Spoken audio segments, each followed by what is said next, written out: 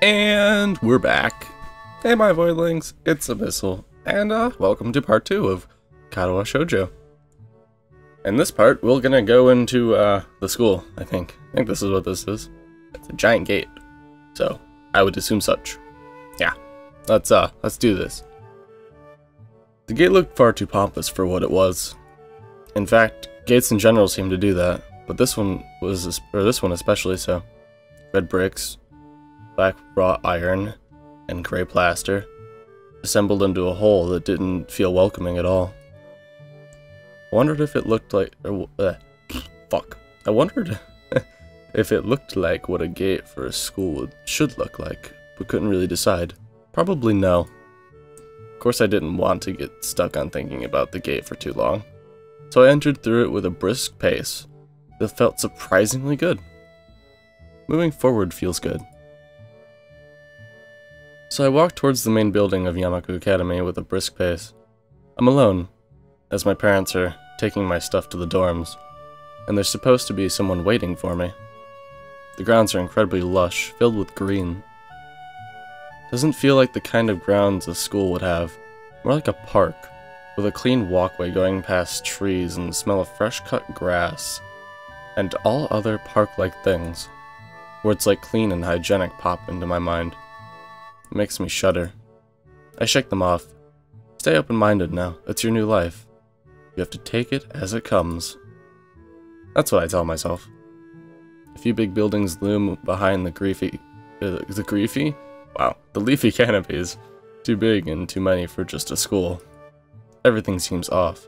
It's different from what I thought I knew about schools. It's an uncanny valley. Even though I was told this is my new school, in the back of my head, it doesn't feel like one. Wonder if the feeling is real or caused by my expectations of a school for the disabled. Speaking of that, I don't see anyone else here. It's kind of eerie. It makes me wish there was somebody here so I could anchor myself to something tangible. Jesus Christ, Bella.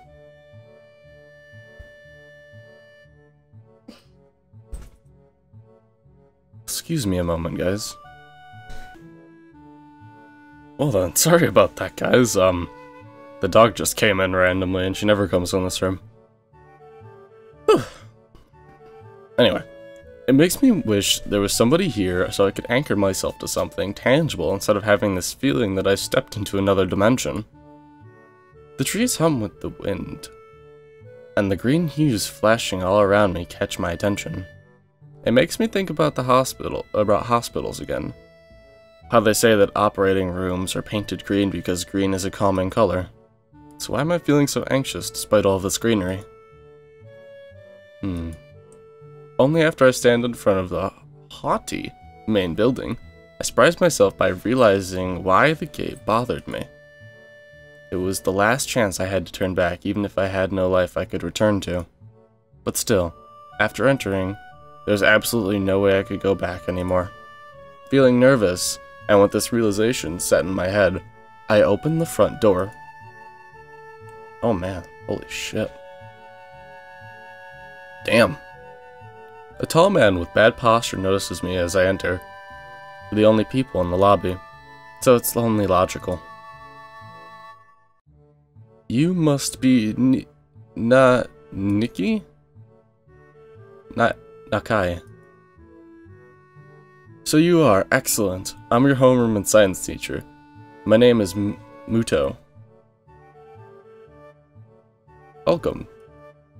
We exchange a handshake that is neither firm nor sloppy, and he looks at his watch. The head nurse asks you for a brief check-in visit, but there's no time for that now. Oh. Should I go later? Yes. Afternoon is probably fine. We should get going and introduce you to the rest of the class. They're waiting already. Waiting for me? I don't really like being the center of attention, but I guess it's inevitable in a situation like this. Somehow, not knowing what is waiting for me makes me feel really nervous. Thinking of this, I almost missed what the teacher is saying. Do you want to introduce yourself to the class? Why? Why? Do I have to? Of course not. That's why I asked. Right. So I'm gonna play this like I would play the character, obviously. I'm not a very sociable person, so don't expect me to do the sociable things, and we'll go on from there, and we'll have a lovely time. Let's go then. My heart is pounding in my chest, and it keeps me thinking about my condition as I follow the teacher up the stairs. Also, on a side note, fucking people making noise. On a side note, well, I have a moment. If you have anything you guys want me to do, I can try and do it, but please don't do any spoilers if you have a bunch of them. I watched this game at one point many years ago, but I don't remember, like, anything at all, save, like, 1 or 2 parts, and a couple people that'll be coming up, but I don't remember shit, and I'd like to keep it that way. So, without further ado, let's continue. Blah. Yep, okay. The third door down, the third floor corridor is marked as the classroom for class 3-3. Muto opens the door and enters. Good morning, everyone. Sorry I'm late again. I hesitate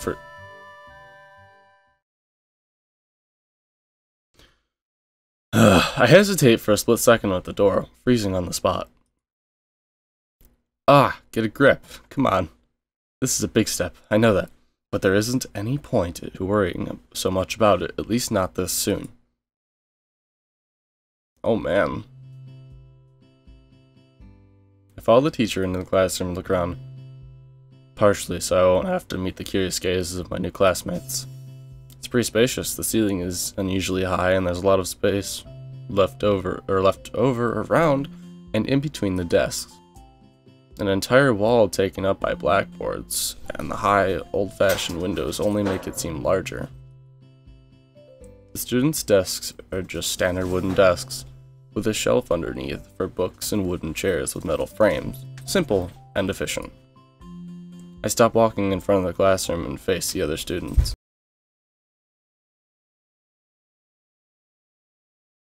Okay, I'm back. Alright, where do I begin? Mother Nature's a bitch.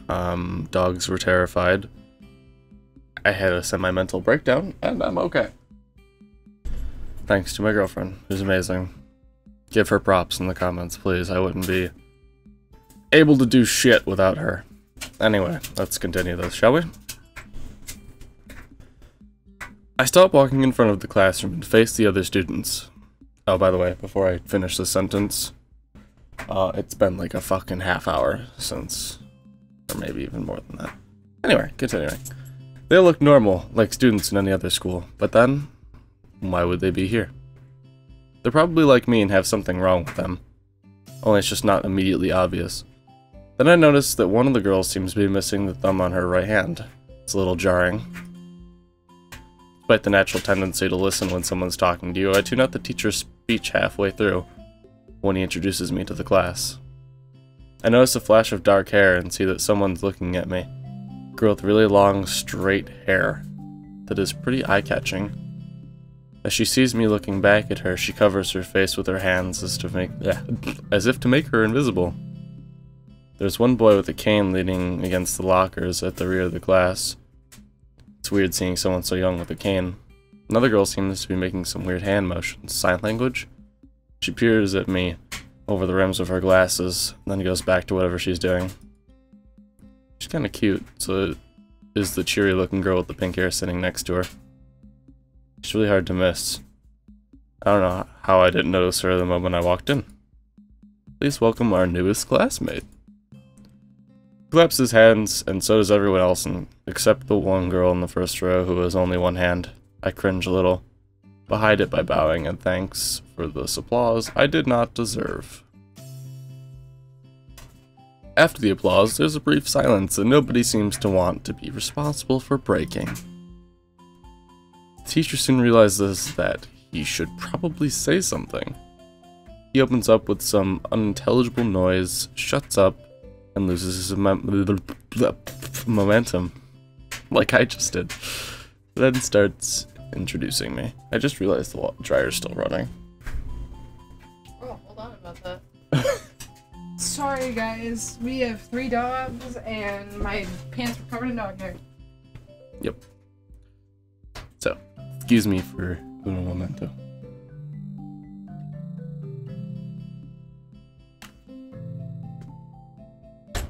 They all good? Yeah. Cool. Back to recording.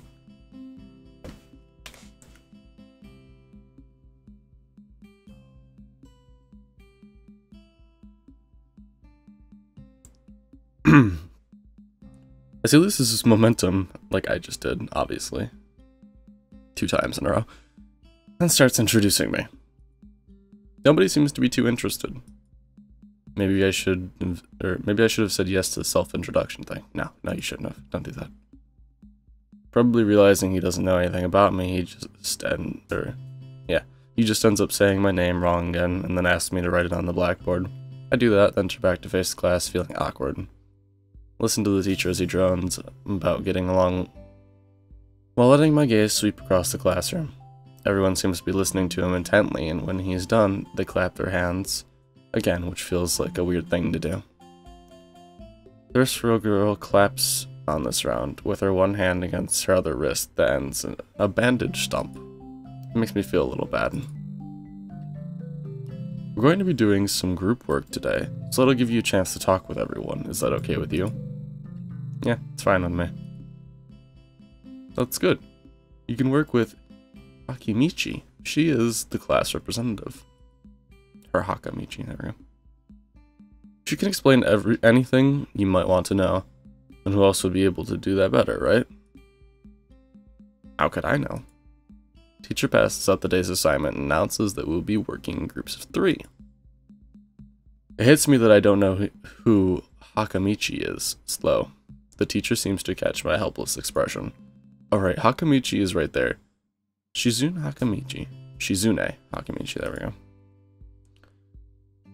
As he calls out her name, the cute bubbly looking girl with the bright pink hair and gold eyes waves her hand at me. I take a seat next to her by the window.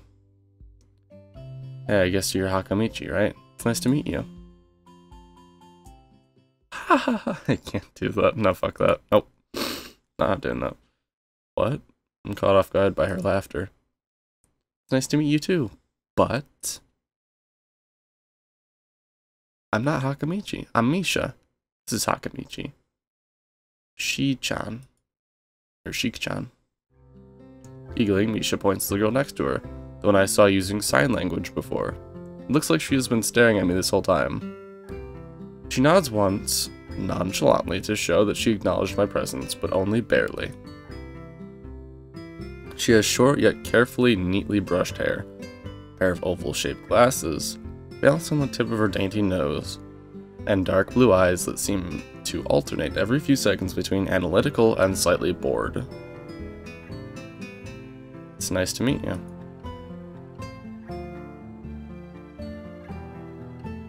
She immediately looks at Misha, who smiles and makes a few quick gestures with her hands. Hakamichi nods and makes a few gestures of her own.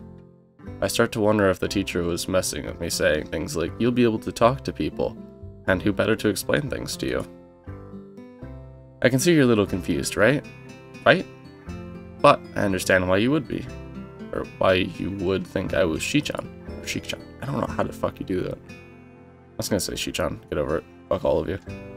Shi-chan is deaf, so I'm the only person who translates things back and forth for her.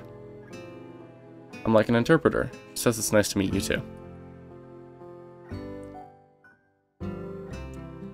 You're the new student, aren't you? Well, Shi-chan and I... well, Shi-chan, of course, he is.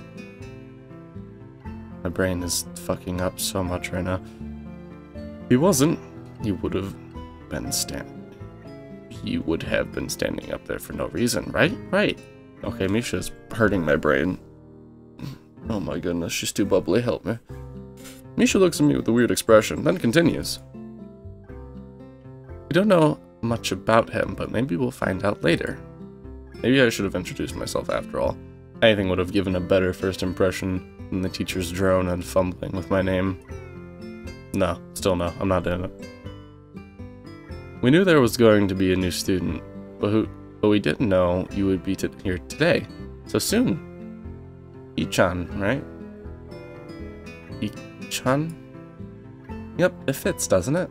Oh my dear God, help me. Did I say it out loud? It's just a surprise. I never liked that nickname. I don't really see how.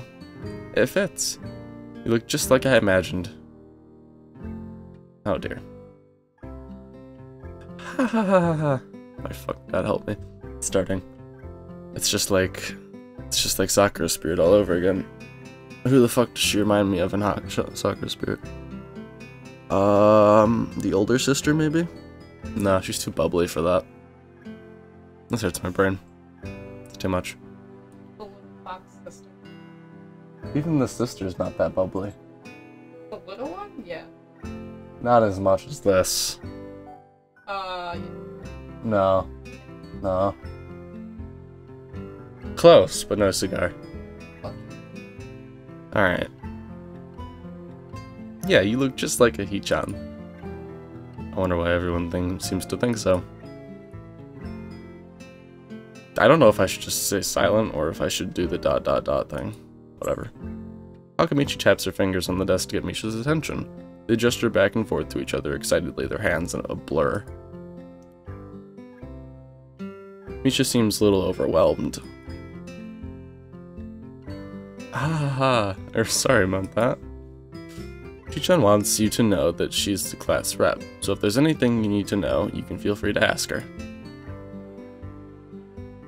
Yes. Do you like the school so far? We can show you around a little if you haven't had the time to walk around and familiarize yourself with it.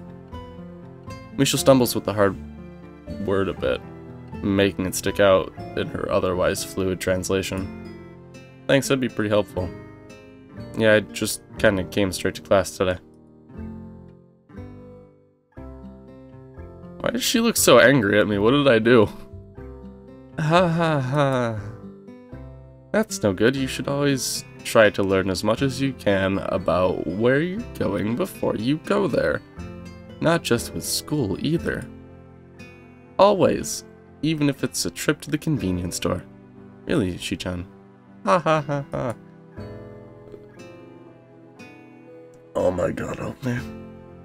Learn about where you're going? I guess I didn't bother to do that. Or just didn't care enough to do so. I didn't look forward to this, even if I committed myself to go along with it half-assedly. But anyway. I don't say anything, and Misha signs something that ends with a shrug. What was that? It seems like it was about me. Oh man. Move it in my chair. Jangling. I feel like slumping over at my seat. Both of them are smiling, but that shrug hit me unexpectedly deeply. You look down, you okay? Silence. Don't take it the wrong way, please. I hate it when people are afraid to ask questions. That's how people learn things, by asking. Asking for help is perfectly normal, just as much as needing help. Stop looking like you just failed a test. Wah ha ha ha, no. No. What the hell?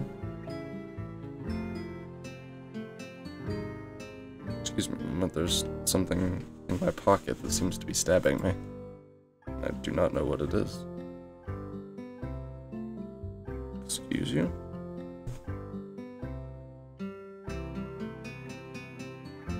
It's a fucking piece of wood. I don't know why there's a splinter in my pants stabbing into my leg, but you know, whatever. Apparently random things happen. Alright. Silence with a happy expression. There. Ah, and another thing. You don't have to call Shichan something so formal like Hakamichi or class rep all the time. Just call her Shichan.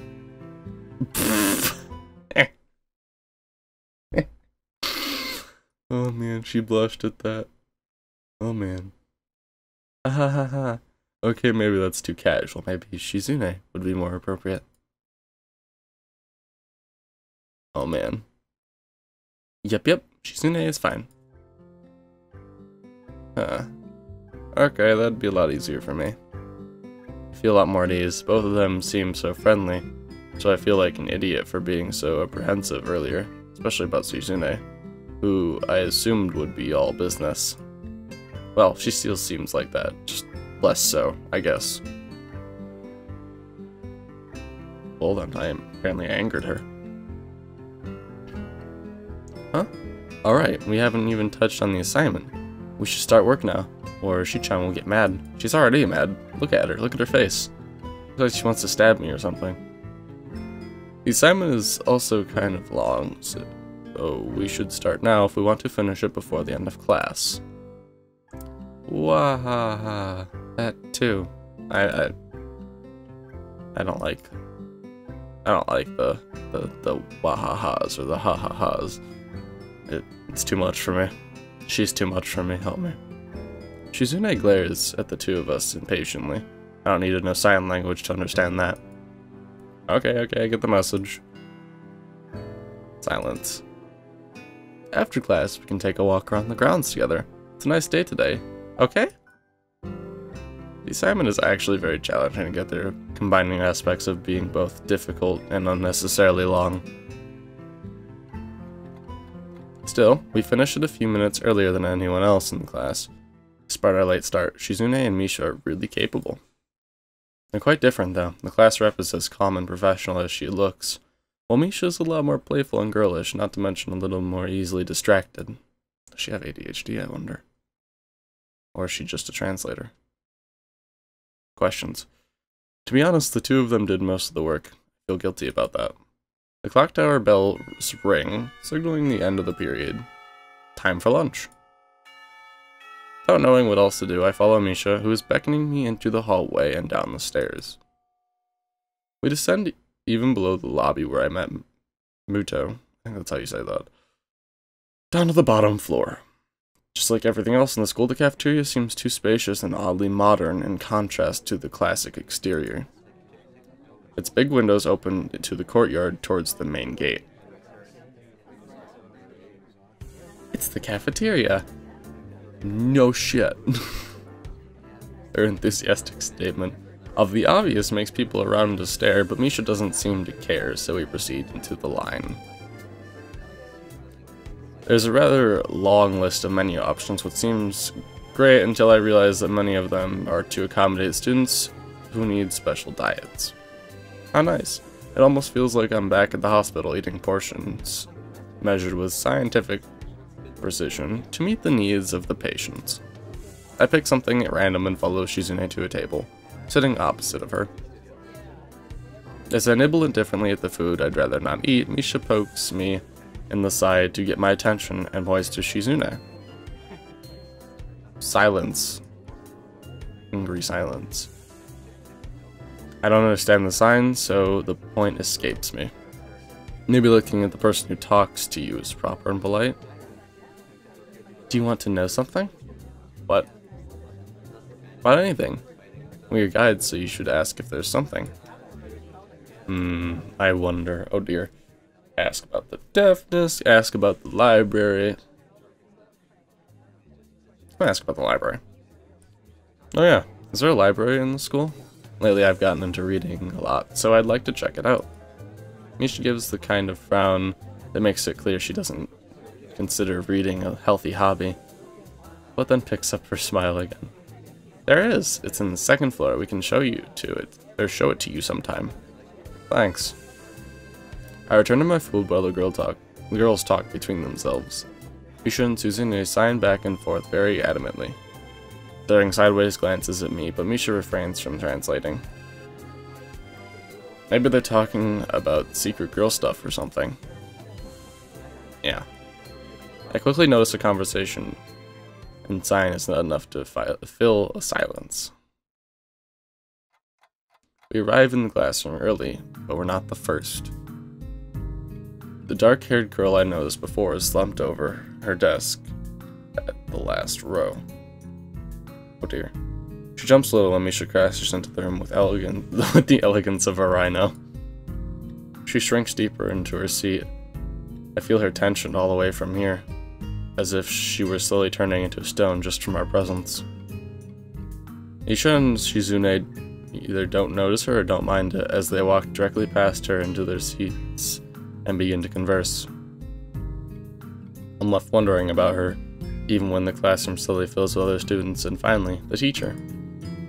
Getting into the rhythm of school feels strange. It's as if my brain remembers how this is done, but my body doesn't.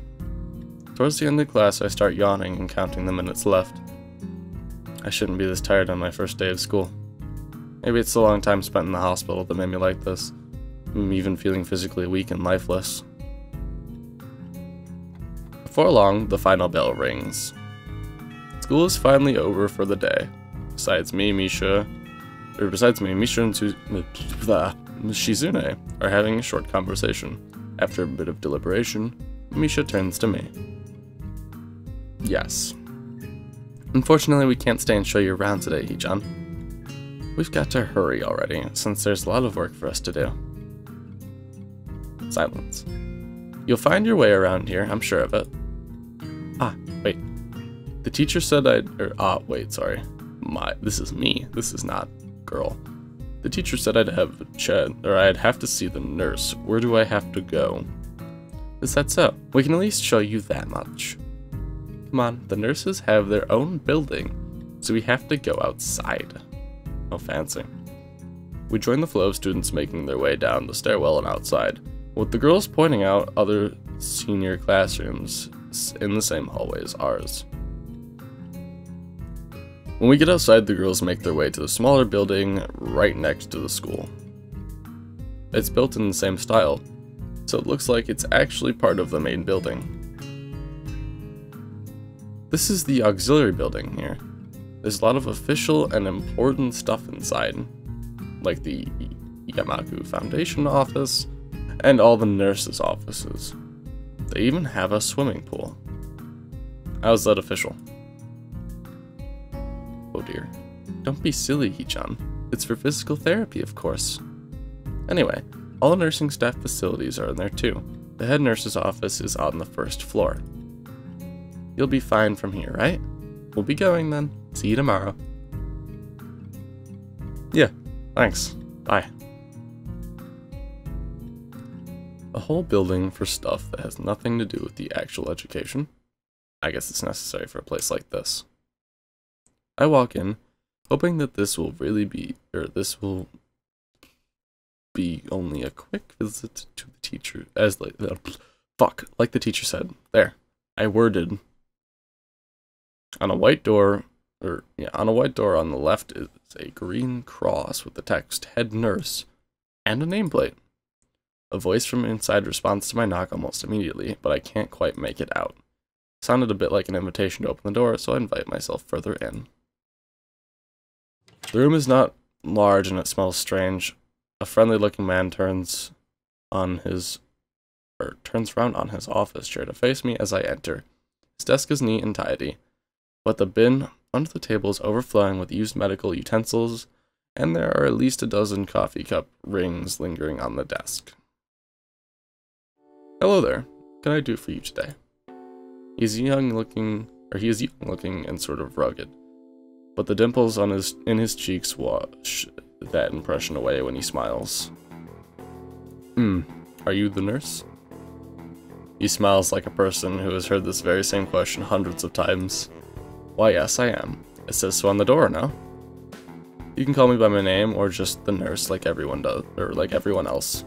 Of course, I shake off my confusion, realizing I probably should grab his extended hand. His handshake is rather firm and friendly. Right, I'm a new student and my homeroom teacher told me to come and meet you. My name is Hisao Nakai. His eyes light up with revelation and he snaps his fingers.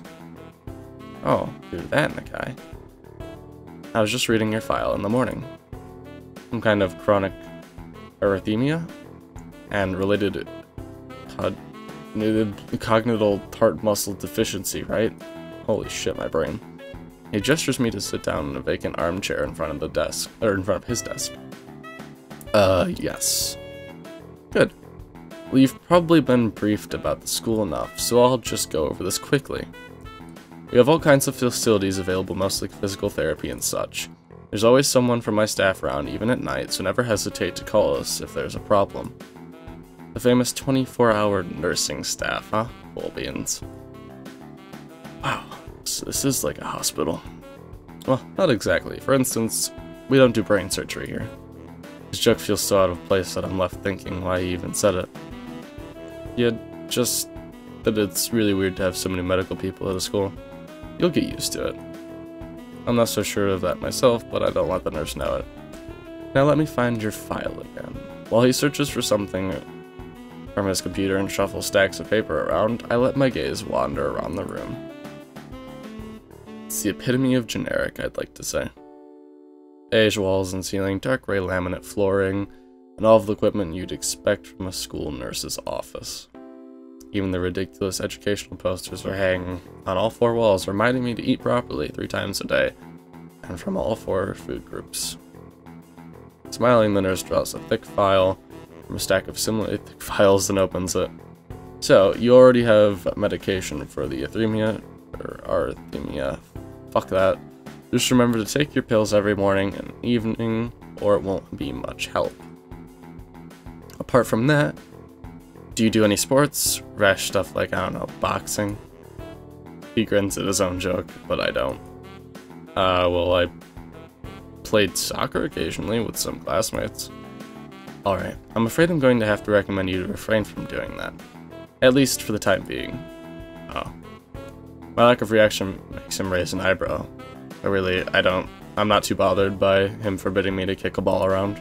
I guess I never did it out of a burning passion for the sport, just to have something to do. Any kind of concussion might be very dangerous to your heart, and risking another attack is not a good idea. Was the previous one caused by a sudden concussion to the chest area?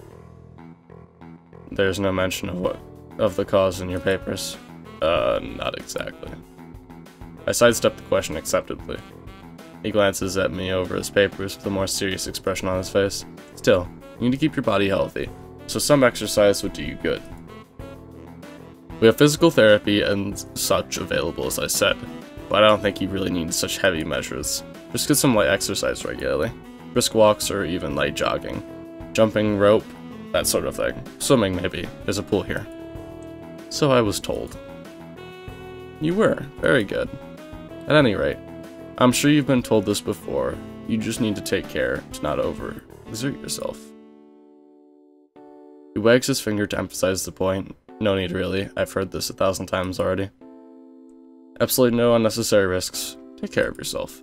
Okay. He goes over my papers one more time and sets them on the desk, obviously content. Good, that's it then. Come meet me if you need something. I'm ushered out before I even realize it. A quick visit indeed. Okay, well, I think I'll end the episode there. Yeah, cool beans. So that's the end of episode 2. My name is Abyssle, obviously. I believe. I could be something else entirely. That's weird. I'm gonna shut up.